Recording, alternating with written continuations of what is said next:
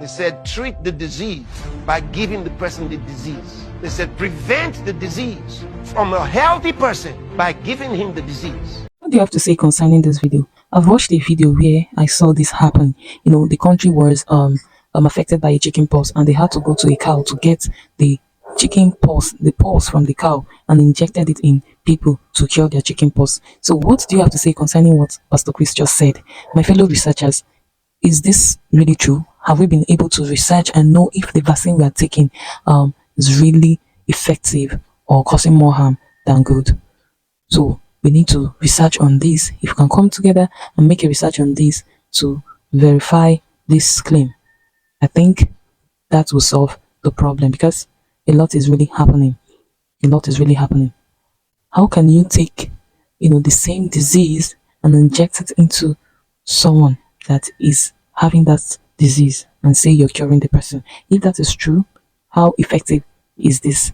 And are the pathogens really solving the problem, or they are causing more harm than good? So we need to scrutinize this and come up with a better solution.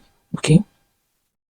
They said treat the disease by giving the person the disease. They said prevent the disease from a healthy person by giving him the disease. So those of you who have kids, little children, and you are rushing to get them vaccinated after birth, you are destroying those children. You are giving them sicknesses they were never born with. Now they have the potential to be sick with what you thought you were preventing them from. Tell them to disclaim what I just told you. Scientifically, they can. There are lots of people who have raised their voices about this before, and what they did was to silence them. That's what they did. And so they gave more money to make vaccinations compulsory and make children that were not vaccinated not to come to school. Claim your schools back.